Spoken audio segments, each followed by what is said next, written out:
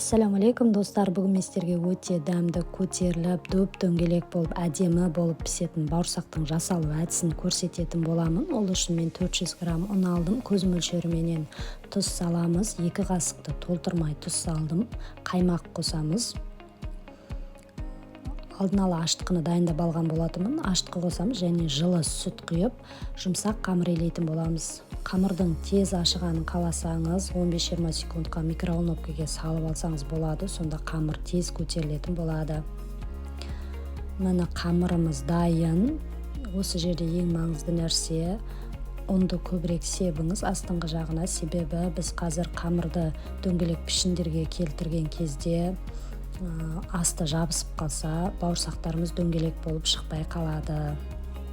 Міне осылай қамырымызды реттеп жайып аламыз. Енді дөңгелек етіп кесіп алатын боламыз.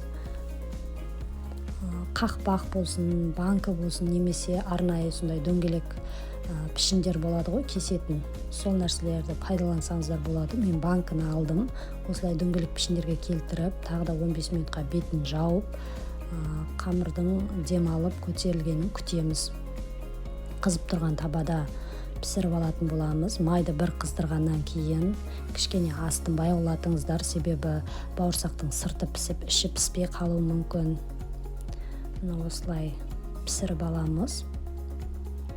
Бауырсақтар сүтке иленгендіктен қытырлақ болып, және бір дәмі керемет, ерекше дәмді болып шығады, және дөп-дөңгелек болып шығады. Сіздер де менің рецептіммен жасап көріңіздер, және де менің каналыма тіркеле жүріңіздер.